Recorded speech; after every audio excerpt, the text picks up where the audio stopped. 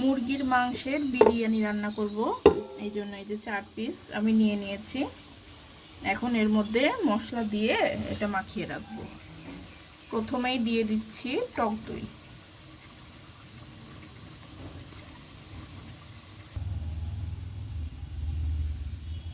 দিয়ে দিচ্ছি কিছুটা লবণ, দিয়ে দিচ্ছি কিছুটা হলুদ, দিয়ে দিচ্ছি আদা বাটা, দিচ্ছি হচ্ছে যে জিরা আর শুকনা মরিচ, এটা আমি হালকা রোস্ট করে ব্লেন্ড করে নিয়েছি। আর এখন অল্প একটু বিরিয়ানি মশলা দিয়ে দিচ্ছি। এখন দিয়ে দিচ্ছি বেরেস্তা, দিয়ে দিলাম আমি কয়েকটা গোটা কাঁচামরিচ দিলাম। এখন মাখিয়ে নিচ্ছি।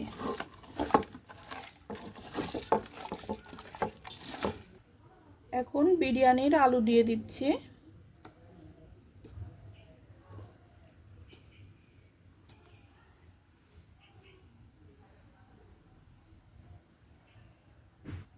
এখন বেরেস্তা যে করেছিলাম সেই তেলটা এর ভিতর দিয়ে দিলাম। এখন এটা আমি একটু মাখিয়ে নিচ্ছি।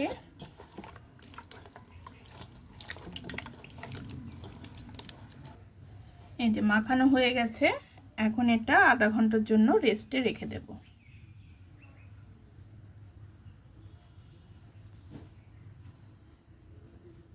বিরিয়ানির চাউলটা আগে সেদ্ধ করে নেব। এই জন্য চাউলটা আগে আমি জলে ভিজিয়ে রেখেছি। আধা ঘন্টা কি তার বেশি সময় হবে। এই যে সেদ্ধ করার জন্য জলটা দিয়ে দিয়েছি। এর মধ্যে আমি কিছু গোটা মশলা দিয়ে দেব। প্রথমে দিয়ে দিচ্ছি গোটা জিরে, তারপরে দিচ্ছি স্টার মশলা, আর এই যে তেজপাতা, দিয়ে দিচ্ছি এই যে গরম মশলা, 3টে এলাচ ফল দিয়ে দিলাম, কয়েকটা গোলমরিচ দিয়ে দিলাম, কয়েকটা লবঙ্গ। এই গোটা মশলাগুলোই আমি দিলাম। এর মধ্যে আমি একটু লেবু চিপে দিয়ে দেব, তাহলে ভাতটা সুন্দর ঝরঝরা হবে। এর জন্য একটু লেবুর রস অ্যাড করে দিলাম। এর মধ্যে খানিকটা লবণ অ্যাড করে দিলাম, আর খানিকটা সয়াবিন তেল দিলাম, যাতে ভাতটা খুব সুন্দর ঝুরঝুরে হয়। দেখুন জলটা গরম হয়ে গেছে, এই যে নিচে বুদবুদি উঠছে। এখন ভিজিয়ে রাখা চালটা আমি এর মধ্যে দিয়ে দিচ্ছি।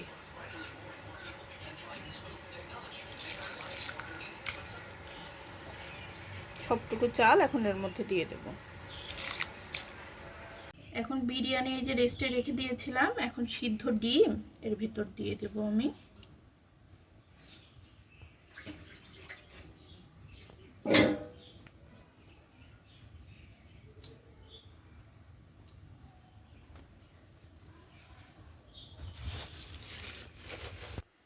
কয়েকটা কাজু বাদাম এর ভেতর আমি দিয়ে দিলাম।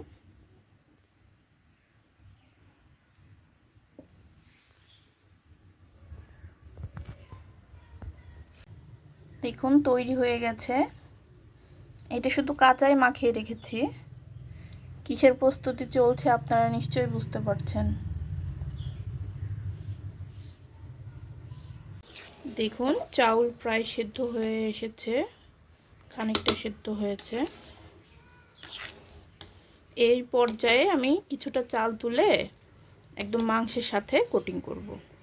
মানে মাংসের একদম সাথে যে চাউলটুকু থাকবে, এই যে এই পর্যায়ে এটা আমি এখন দিয়ে দেব। এই যে একদম মাংসের সাথে আমি এই চাউলটা আগে কোটিং করে নেব।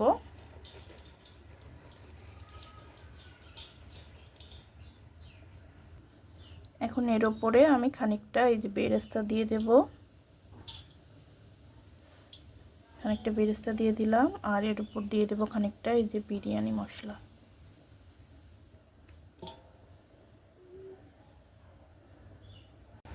আবার চাউল দেখুন খানিকটা আবার পরের স্টেজে সেদ্ধ করে নিয়েছি, এইটুকু আবার কোটিং করে দেব।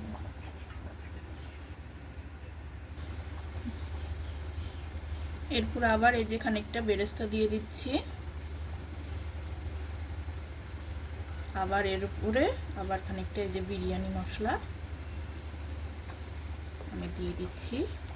লাস্ট স্টেজে আর একটু যাবে হচ্ছে চাউল, যেটা সম্পূর্ণ মানে মোটামুটি প্রায় সেদ্ধ।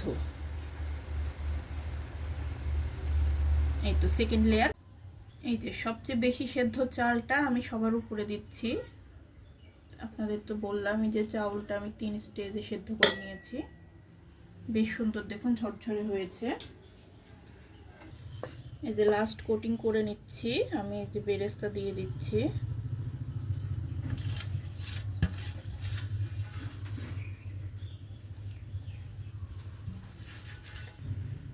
লাস্টে এই যে বিরিয়ানি মশলাটুকু আমি দিয়ে দিচ্ছি।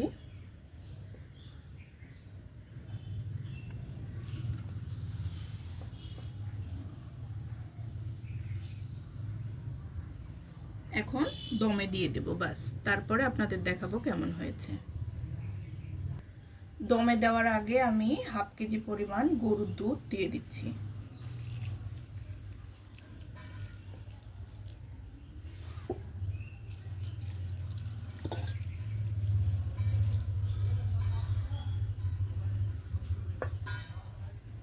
বিরিয়ানিটা রান্না হয়ে গেছে, এখন খুলে দেখি কেমন হয়েছে।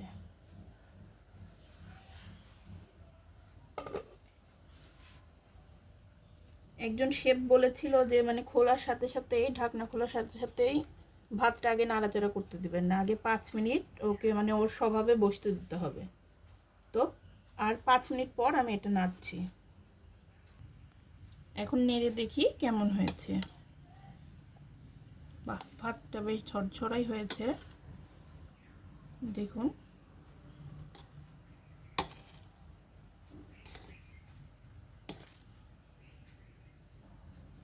এই দেখুন মাংসটা বের করে নিয়েছি, বেশ সুন্দর সেদ্ধ হয়েছে। এই যে ডিম আর এই যে আলু এখানে, এই দেখুন আলুটা ভাজার সময় একটু এটা লেগে ধরেছিল এই আর কি। এই তো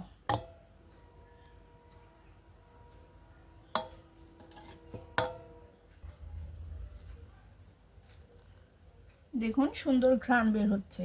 আর এই যে বিরিয়ানির মাংস, আলু, ডিম সব তুলে নিয়েছি। এই যে কাজু বাদাম, এটা আসলে অথেন্টিক দম বিরিয়ানি। ওই মাংস রান্না করে বিরিয়ানি ওইটা তেমন ভালো লাগে না, একসাথে দমে যেটা রান্না হবে চাউলের সাথে ওটাই বেশি স্বাদ লাগে। তো এই প্রথমবার করলাম, এখন খেয়ে দেখি কেমন হয়েছে।